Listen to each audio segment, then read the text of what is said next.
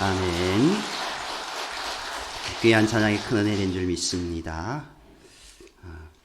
저는 우리 집사님이 참 감사해요. 우리 집사님 죄송한데 지금 은퇴하시고 몇 년 되셨어요? 일은 훨씬 넘으셨는데 아직까지 목소리가 짱짱하세요. 저보다 목소리가 더 좋으세요. 저도 어디 가서 그 찬양 못한다는 소리는 안 듣는데 우리 집사님에 비하면 완전 조적지열이에요. 너무 찬양을 잘하시고 또 은혜스럽게 하시고 앞으로 한 10년은 더 찬양해 주셔야 됩니다. 감사합니다.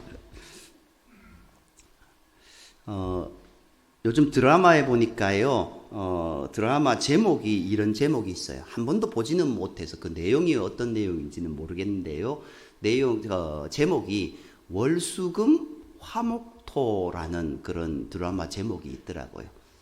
비슷한 이야기가 있습니다. 월화수목 감사 공식이라는 것이 있습니다.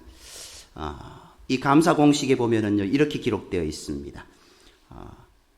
월요일은 월등하지 못해도 열심히 사는 자신에게 감사하고, 화요일은 화려하지 않아도 한 세상 멋지게 살아오신 부모님에게 감사하고, 수요일은 수많은 눈물과 기쁨으로 내 생애를 수놓아준 영혼의 친구, 배우자에게 감사하고, 목요일은 목이 메이도록 나를 감동시켰던 아름다운 세상과 창조의 세계에 감사하고, 금요일은 금쪽보다 귀한 나를 닮은 자식들에게 감사하고, 토요일은 토닥토닥 말벗이 돼주며 어두운 밤길 걸어줄 벗들에게 감사하고, 주일날은 주님이 주신 이 모든 선하심과 인자하심의 은혜에 감사하자. 월화수목 감사 공식이라는 겁니다. 오늘 저와 여러분의 삶의 모습 가운데 매일매일 순간 하나님께 감사하며 우리에게 은혜 주신 것에 대해서 감사할 수 있는 저와 여러분이 되기를 간절히 소망합니다. 오늘 우리가 추수감사주일로 지내고 있습니다. 이스라엘의 3대 절기는 유월절이 있고 맥추절이 있고 초막절이 있습니다. 유월절은 지금의 시기로 이제 우리가 지키는 절기로는 고난주간 부활절과 연결되어 있고, 맥추절은 그대로 지키고 있습니다. 그리고 초막절은 추수감사절로 바뀌어 지키고 있습니다. 이 3대 명절은요, 모두 감사절입니다. 6월절은 민족 해방에 대한 감사절로 기념했고, 봄의 맥추절은 첫 열매의 수확에 대한 감사였습니다. 그리고 초막절은 애굽에서 탈출한 40년, 초막을 치고 살았던 광야 삶의 은혜를 베푸셨던 그 하나님의 사랑에 대한 감사절입니다. 동시에 가을철 수확에 대해 감사드리는 8일간의 농업축제 기간이기도 합니다. 절기로 쓰이는 또 다른 단어는요, 학이라는 그런 단어가 있습니다. 이는 춤추다는 말로 절기가 기쁨과 즐거움의 때임을 말해주고 있습니다. 또 다른 단어로는요, 하각이라는 단어가 있습니다. 이 하각이라는 단어는요, 전쟁에서 적군에게 승리했을 때 벌이는 춤과 축제라는 뜻을 담고 있습니다. 사실 우리 일상이 축제로 가득할 수 있기를 소망합니다. 그런데 그 축제로 살아갈 수 있기를 소망하지만 실제 우리의 삶 속에는 축제가 많을까, 절망이 많을까, 어떤 모습이 많을까, 그것은 각자의 삶에 달려 있는 것 같습니다. 우리가요, 감사를 한번 생각해 보시기 바랍니다. 과연 감사하는 삶을 살아갈 수 있을까요? 감사는요, 이해할 수 없는 현상입니다. 정말 감사해야 할 것 같은 사람들은 감사할 줄 모르고, 거의 아무것도 없는 사람들은 많은 경우에도 감사하며 살아가고 있더라는 겁니다. 감사할 만한 일에 감사하는 것은 누구나 할 수 있습니다.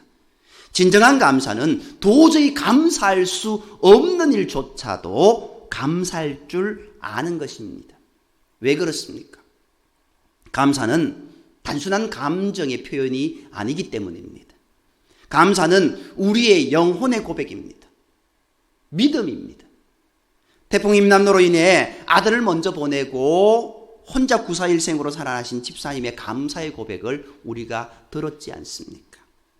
이처럼 믿음이 없으면 감사할 수 없습니다. 그 상황 가운데 어떻게 감사의 고백을 할 수 있습니까? 어떻게 그것을 간증을 할 수 있겠습니까? 그러나 그조차도 하나님의 은혜였고 하나님의 인도하심이었고 하나님의 보호하심이었다라고 그는 그렇게 고백했던 겁니다. 오늘 본문 말씀에 예수님의 말씀을 듣던 중에 문제가 생깁니다. 무슨 문제입니까? 우리 15절 말씀요, 우리 함께 읽겠습니다. 15절입니다. 저녁이 되매 제자들이 나와 이르되 이곳은 빈들이요 때도 이미 저물었으니 무리를 보내어 마을에 들어가 먹을 것을 사 먹게 하소서. 아멘. 예수님의 말씀을 듣다 보니 때가 저물어 가고 있습니다. 빈들이지만 예수님과 함께해서 너무 행복했습니다. 그러나 이제 인간인지라 배가 고프기 시작합니다. 꼬르륵 꼬르륵 배꼽시계는 자꾸 울립니다. 이 상황을 어떻게 해결하면 좋을지 제자들이 모여 대책회의를 했습니다. 그리고 결론이 무엇이냐? 오늘은 여기까지. 오늘은 여기까지. 인간인지라 어쩔 수 없으니 오늘은 여기까지라고 생각합니다. 각자 집으로 가든지 아니면 마을로 들어가서 각자 끼니를 해결하고 다시 오게 합시다. 이게 가장 현실성 있는 제안이었습니다. 그래서 제자들은 이 방법을 예수님께 제시했습니다. 예수님도 이 제안에 동의할 것으로 기대했는데 예수님은 제자들의 예상과는 전혀 다른 말씀을 하십니다. 그것이 16절이지 않습니까? 우리 16절 이제 스크린 보면서 함께 읽겠습니다. 예수께서 이르시되 갈 것 없다. 너희가 먹을 것을 주라. 갈 것 없다. 너희가 먹을 것을 주라. 사람들을 마을에 들어가게 할 것 없이 제자들이 직접 먹을 것을 주라는 말씀입니다. 아니 제자들이 이구동성으로 말합니다. 이거 말이 안 됩니다. 너무나 많은 사람들이 있어 이 많은 사람들 먹이는 것 너무 어렵습니다. 할 수 없는 일입니다. 물론 제자들은 공동생활을 했으니까 자신들이 먹을 거리를 평소 어느 정도는 비축하고 있었을 것입니다. 그렇지만 그것으로 거기 모인 모든 사람들을 다 먹일 수는 없었습니다. 이에 제자들이 뭐라고 합니까? 17절입니다.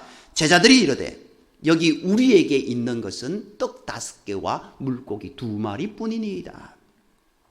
제자들은요 하나같이 먹을 것도 없고 돈도 부족하다는 사실만을 강조합니다. 그런데 예수님은 어떻습니까? 예수님의 반응은 전혀 달랐다라는 겁니다. 제자들은 없다는 사실만을 힘주어 보고했는데 예수님의 반응은 전혀 뜻밖이었다라는 겁니다. 지난 주간 신년 목회 기획 세미나를 갔는데 전 총회장이신 김태범 목사님이 오셔서 설교에 대한 부분들을 강의해 주셨습니다. 그런데 그분이요, 부산 수영로 교회 정필도 목사님이 이제 설교 부탁을 하시면은 그 목사님은 꼭 이제 A4로 돼 있는 그거 한 서너 장 분량의 2장이라고 했나? 네, 기억이 안 나는데요. 하여튼 많은 분량의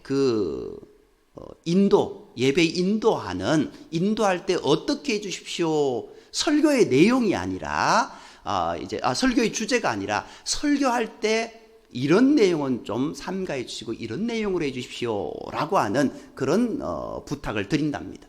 어찌 보면 설교자의 입장에서 보면은요, 참 부담스러운 그런 모습인데, 그 내용에 이런 말씀을 하십니다. 그 정필덕 목사님 돌아가셨지만, 그 목사님이 이 김태영 목사님께 설교하실 때 가급적이면 부정적인 말씀은 하시지 마시고 교인들에게 도움이 되는 긍정적인 말씀을 해주십시오. 그러니까 주로 그런 내용의 설교 내용을 해달라고 요청을 하는 겁니다. 아주 좀 특별한 부분이죠. 감사할 것, 좋은 것, 도움되는 것, 우리가 본받아야 될 것, 그런 부분에 대해서 해야 되는데 어떻게 해요? 누구가 잘못했다더라, 이런 부분들은 될 수 있으면 하지 말아 주십시오 라고 그렇게 말씀했다라는 겁니다. 오늘 제자들의 모습이 그런 모습이 아닙니까? 물론 제자들이 그 모든 것을 이끌어 가야 되기 때문에 현실을 직시해야 됩니다. 없습니다. 이것도 없고 저것도 없고 아무것도 없습니다 이야기할 수 있습니다. 그런데 예수님은 어땠다라고요? 전혀 달랐다라는 겁니다. 18절을 보면은요, 예수님은 작은 것, 떡 5개와 물고기 2마리밖에 없다라고 하였던 그 작은 부정적인 것일지라도 그것을 가져오라라고 말씀하십니다. 그들이 지금 가지고 있는 것, 비록 작은 것이지만 그것을 가져오라고 말씀하신 겁니다. 기적은 예수님이 베푸시는 것이지 제자들이 하는 것 아닙니다. 제자들은 단지 오병이어, 즉 그들이 가지고 있는 것만 갖고 나오면 되었습니다. 어린아이가 드린 보리떡 5개와 물고기 2마리, 그것은 장정만 5,000명이 넘는 군중에 비하면 참으로 보잘것없습니다. 그러나 하나님의 손길이라면 어떨까요? 우리의 아픔과 좌절, 실패와 약점이 하나님의 은혜를 만나면 스토리가 되고 디딤돌이 되어서 우리를 날아오르게 한다라는 겁니다. 눈에 보이는 현상만 보지 말고 만물을 만드신 하나님의 손을 바라보아야 됩니다. 만물 속에서 일하시는 하나님의 마음을 알아야 한다라는 겁니다. 그러면 모든 것이 감사요, 모든 것이 넘칠 수밖에 없다라는 겁니다. 우리 함께 고백하기를 원합니다. 있는 것에 감사합시다. 있는 것에 감사합시다. 오늘 우리에게 있는 것, 오늘 내게 주신 것, 그것에 감사하고 내게 없는 것으로 절망함이 아니라 있는 것으로 감사하는 저와 여러분이 되기를 간절히 소망합니다. 이어지는 19절 우리 함께 읽겠습니다. 19절입니다. 무리를 명하여 잔디 위에 앉히시고 떡 5개와 물고기 2마리를 가지사 하늘을 우러러 축사하시고 떡을 떼어 제자들에게 주심에 제자들이 무리에게 주니. 아멘. 예수님께서 제자들에게 그것을 가져오라고 했습니다. 그리고 거기 모인 사람들을 풀밭에 앉게 했습니다. 예수님은 5,000명의 사람을 앞에 두고 떡 5개와 물고기 2마리를 가지고 하늘을 우러러 축사하셨습니다. 이 축사라는 헬라어는요, 유카리스트라는 단어입니다. 이 단어는요, 숙고해보고 헤아려 본 후에 갖게 되는 깊은 감사를 뜻합니다. 숙고해보고 헤아려 보았다. 우리가 숙고해보고 헤아려 보면 어떤 모습이 있을까요? 물고기 2마리와 보리떡 5개, 그리고 장정만 5,000명이나 되는 많은 군중들, 그것을 숙고해보고 헤아려 보면 어떤 결론이 나올까요? 예수님은요, 어린 소년의 초라한 도시락 보리떡 5개와 물고기 2마리를 가지고 큰 감사를 드립니다. 과연 우리가 큰 감사를 드릴 수 있을까요? 그 상황 가운데. 그러나 예수님은 그것에 대해서 감사했다라는 겁니다. 먼저 이 감사를 가진 것에 대한 그 모습, 이것을 주신 것에 대한 감사, 작은 것이지만 우리가 감사하지 못하면은 하나님의 은혜를 경험하지 못한다라는 겁니다. 인류가 시작하면서 최초의 비극이자 슬픔이 무엇일까요? 감사하지 않은 것에서 있었다라는 겁니다. 원래 에덴 동산 어떤 곳이었습니까? 완벽한 환경이었지 않습니까? 모든 것이 있고 없을 것이 없는 그런 곳이었습니다. 하나님은 하늘도 아름답게 지으시고 땅도 지으시고 그리고 해와 달과 별들을 만드시고 온갖 새와 꽃과 곡식을 지으셨습니다. 여러 종류의 나무와 짐승을 만드시고 물고기들로 가득 채워주셨습니다. 모든 것을 주셨고 모든 것이 있었습니다. 그럼에도 불구하고 언제부터인지 그들은 행복하지 못했습니다. 아니, 행복하지 못했다라는 것이 아니라 행복하지 않았다라는 것이 더 정확한 표현인 것 같습니다. 많은 것을 주셨지만 허락되지 않은 한 가지 때문이었습니다. 먹음직스럽고 지혜스럽게 할 만한 과일 하나를 하나님께서 허락하지 않으신 것입니다. 그것을 쳐다보면서 이미 가지고 있는 것들에 감사하지 않고 하나님은 왜 저것을 주지 않으셨을까 하며 불만을 품기 시작했습니다. 결국 그것을 따먹는 순간 인간의 비극이 시작되었지 않습니까? 많은 것을 주셨는데도 불구하고 그것에 대한 감사를 잊어버렸다라는 겁니다. 감사를 잊는 순간 없는 것에 대한 불평이 시작되고 인생은 불행해집니다. 에덴 동산은 가진 것에 감사하는 곳입니다. 하나님이 우리와 함께 하시는데 우리는 늘 지금 나에게 부족한 것, 없는 것, 갖고 싶은 것에 초점을 맞추기 때문에 하나님이 행하신 일을 찾을 수 없습니다. 하나님이 부어주신 은혜를 경험하며 누리며 살아갈 수 없다라는 겁니다. 그런데 하나님이 주신 것에 초점을 맞추면 그 은혜가 얼마나 놀라운지 모릅니다. 하나님 나라는 있는 것을 찾아내는 자는 더 많은 것을 누리게 하고 있는 것을 알지 못하고 없애버리는 자는 누리지 못합니다. 부족한 것에 초점을 맞추지 말고 이미 하나님이 우리에게 주신 것, 우리에게 베푸신 은혜를 찾아서 감사하는 하루하루가 되기를 간절히 소망합니다. 우리 함께 고백하겠습니다. 감사가 먼저입니다. 감사가 먼저입니다. 옆에 인사하세요. 감사합니다. 늘 감사하는 저와 여러분이 되기를 원합니다. 참 예전에 그랬잖아요. 옆에 사람 많이 보라고 해놓고 옆에 사람에게 있는 좋은 것 한 10가지를 이야기하라고 합니다. 그러면은요, 아유 너무 이뻐요, 너무 아름다워요, 막 이렇게 하는데요, 그 감사, 상대방의 좋은 점을 찾아내는 것 이렇게 찾다 보면은 찾는 게 쉽지 않아요. 찾는 게 쉽지 않아요. 그런데 과연 찾는 게 쉽지 않을까? 우리 일상 속에서 우리가 내게 주신 그 은혜를 감사하지 않았기 때문에 다른 사람을 바라보면서도 감사하지 못하고 사랑하지 못하는 그런 모습이 아닌가 생각되어집니다. 우리가 우리에게 있는 것에 감사하고 항상 감사할 수 있는 그런 모습이 되기를 간절히 소망합니다. 오늘 본문에서 우리가 또 주목할 것은요, 예수님의 감사 시점입니다. 언제 감사했냐라는 겁니다. 기적이 일어나기 전 먼저 보잘것없는 보리떡 5개와 물고기 2마리를 놓고 먼저 감사하셨다라는 것 우리가 바라보아야 됩니다. 이 사실을 통해 우리가 배울 수 있는 것 무엇입니까? 기도 응답과 축복이라는 결과가 있을 때 그것을 놓고 감사할 것이 아니라 지금은 비록 매우 작고 보잘것없는 것이지만 그것을 감사할 때 그 마음에 축복의 씨앗이 깃들게 된다라는 사실입니다. 믿고 구한 것은 이미 받은 줄로 믿으라. 그 고백이요, 부흥회를 하는데 목사님이 믿고 구한 것은 이미 받은 줄로 알아라 라는 그 말씀을 하십니다. 그 말씀이 귀에 들려옵니다. 방언을 받고 싶은데 다른 사람들은 다 방언 기도하는데 너무 받고 싶은 거예요. 그런데 그 말씀이 귀에 꽂힙니다. 맞아. 믿고 구한 것은 이미 받은 줄로 알으라고 했으니 주님 방언 주심에 감사합니다라고 감사헌금을 드렸습니다. 그 밤 방언 기도를 받았습니다. 하나님께서는요, 우리에게 이미 있는 것, 하나님께서 우리에게 주신 모든 은혜, 그것에 감사하며 나갈 때 더 풍성한 은혜를 주시는 줄 믿습니다.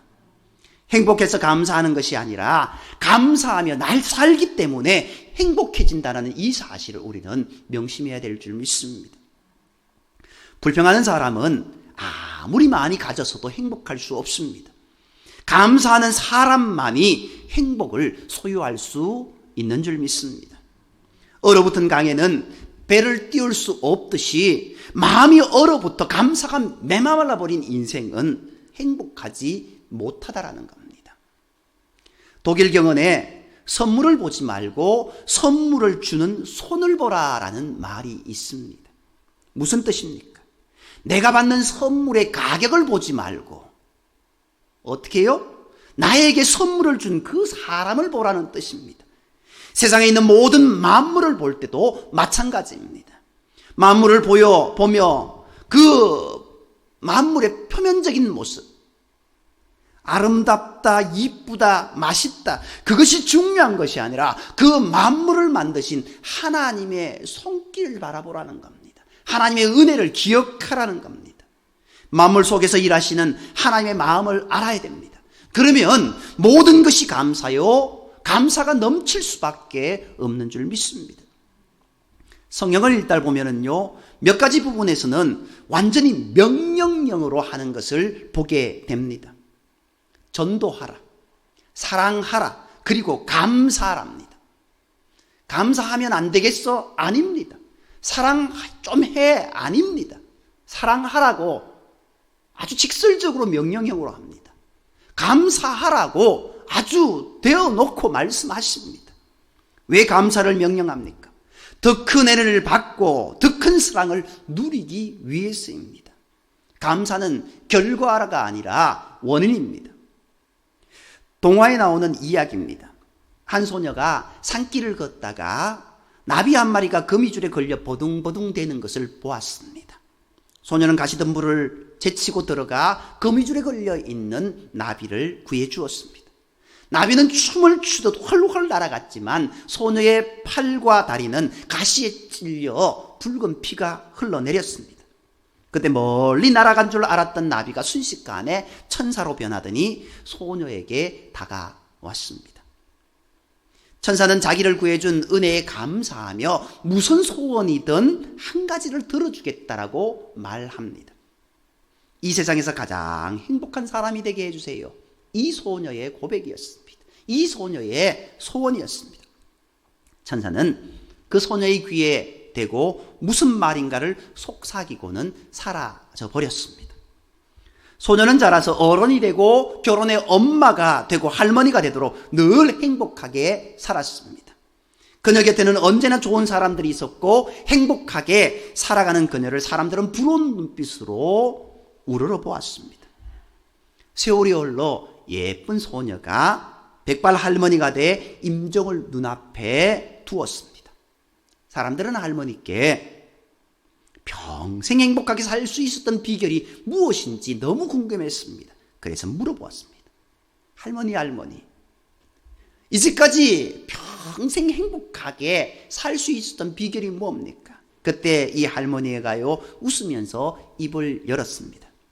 내가 소녀였을 때 나비천사를 구해준 적이 있는데 그 천사가 나를 평생 행복한 사람이 되게 해주었어. 그때 천사가 내게 해주었던 말, 내게 이렇게 속삭였지.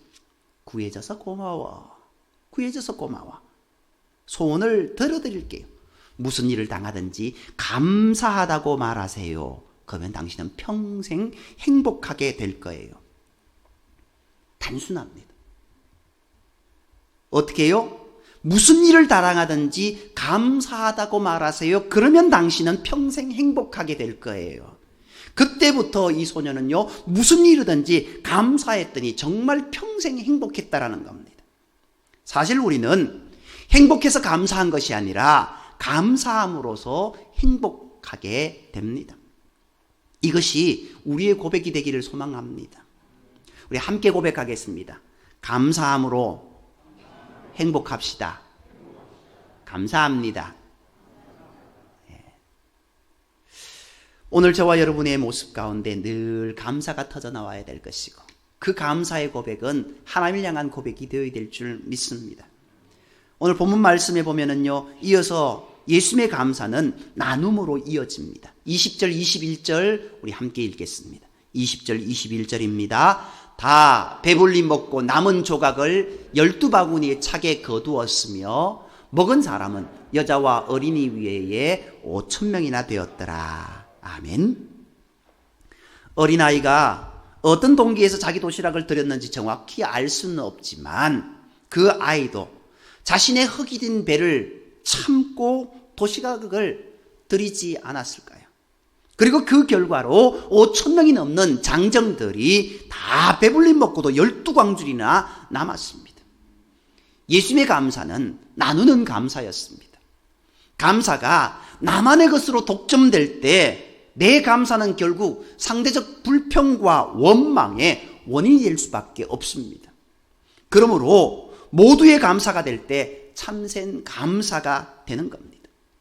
하나님의 은혜와 감사는 나눔으로 모든 사람의 것이 된다라는 겁니다. 나누는 삶에는 마음의 넉넉함이 배어나는 법입니다. 그런데 자기 혼자만 먹으려 하다 보면은 아무리 먹어도 배부르지 않고 오히려 더 옹색해집니다. 이것은 그저 먹는 것에만 국한되는 이야기가 아닙니다. 사람이 소유할 수 있는 모든 것에 적용되는 원리입니다. 사람은 자꾸만 무엇인가를 자기 안으로 쌓아놓고 누리려고만 합니다. 그리하면은 할수록 모자람을 느끼고 더 불안해집니다. 그러기보다 보잘것없는 것이라도 내게 있는 것을 그것이 없어서 어려움을 겪는 사람들과 나눈다면 나는 점점 더 넉넉해지는 신비스러운 삶을 경험할 수 있게 되는 겁니다. 말씀을 마무리하겠습니다. 감사는 모두를 살립니다. 다람쥐는 가을에 도토리를 입에 물고는 하늘을 한번 쳐다본다고 합니다. 그러고는 겨울에 먹으려고 땅에 묻습니다. 하늘을 보는 이유, 무엇인지는 정확히는 모르지만 어디다 묻었는지 확인하기 위해서인 것 같습니다. 그런데요, 무엇을 보고 그 기점을 삼았는지 모르겠습니다. 아마 흘러가는 구름을 보고 그 기점을 삼았는 것 아닌지 모르겠습니다. 그렇게 하니 어떻게 됩니까? 자기가 묻었는 곳 알지 못합니다.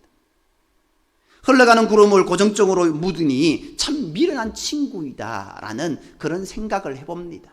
그런데요, 그 미련한 친구 덕분에 많은 동식물들이 도토리를 딸 재주가 없던 그들이 그것을 주워 먹고 그것을 어찌 보면은 얻어먹는 모습을 보이지 않습니까? 다람쥐가 묻어놓은 도토리를 먹으며 많은 동식물들이 겨울을 나게 됩니다.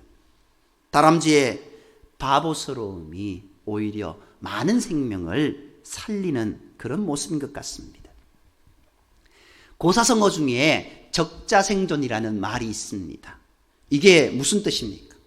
환경에 적응하는 것만 살아남고 적응하지 못하는, 그렇지 못한 것은 도태되는 상황, 그것을 적자생존이라고 이야기합니다. 그런데 어느 분이요 아주 재미있는 해석을 했습니다. 적자를 볼 줄 아는 사람이 승리한다. 적자를 볼 줄 아는 사람이 승리한다. 내가 땀을 흘려 번 것이라고 해서 다 내 것이 아닙니다. 내가 번 돈에는 내 목도 있지만 하나님께 은혜의 고백인 11조와 가난한 이웃의 목도 함께 있다라는 겁니다. 하나님은 이 진리를 구체적으로 말씀하셨습니다. 추수할 때 밭에 내 모퉁이는 남겨두고 곡식단이나 포도 열매를 나르다 떨어뜨렸을 때 줍지 말라고 하셨습니다. 이것들은 가난하고 여린 사람들의 몫이라고 레위기에서 그렇게 말씀하셨습니다. 이처럼 아름다운 흘림이 오늘 저와 여러분에게 있기를 원합니다. 이처럼 아름다운 나눔이 모두를 살린다라는 겁니다. 사랑하는 성도 여러분, 감사의 계절에 우리에게 감사가 진정 무엇인지를 깨닫게 해주신 주님의 말씀을 깊이 묵상하면서 감사로 승리하는 저와 여러분이 되기를 원합니다. 먼저 감사하시기 바랍니다. 있는 것에 감사하시기 바랍니다. 그리고 감사를 나누며 믿음으로 살아가는 저와 여러분이 되기를 간절히 소망합니다. 기도드리겠습니다. 사랑관의 하나님, 오늘 우리의 삶에 하나님 주신 것 너무나 많지만 어리석은 인생인지라 자꾸 없는 것에만 눈길이 갑니다. 우리 마음이 쏠립니다. 주님, 그때마다 다시금 하나님을 바라보게 하시고 다시금 우리를 향하신 그 하나님의 은혜 십자가를 바라보며 무릎 꿇으며 감사할 수 있는 우리 삶이 되게 인도하여 주옵소서. 하나님이 주신 것에 감사하며 또 주시지 않은 것에도 감사하며 하나님의 은혜를 따라서 우리 또한 그 주님께서 은혜로 주신 것을 나누며 함께 살아갈 수 있는 믿음의 공동체가 되게 인도하시옵고 하나님 힘들어 고통받는 자들을 보듬어 안고 하나님의 사랑으로 그들을 섬길 수 있는 은혜 또한 허락하여 주옵소서. 우리의 모든 삶이, 우리의 가정이, 우리의 교회가 하나님 이런 사랑으로 감사로 넘쳐날 수 있는 복된 은총을 허락하여 주시길 원하오며 모든 말씀을 사랑하시는 예수님의 이름으로 감사하며 기도드립니다.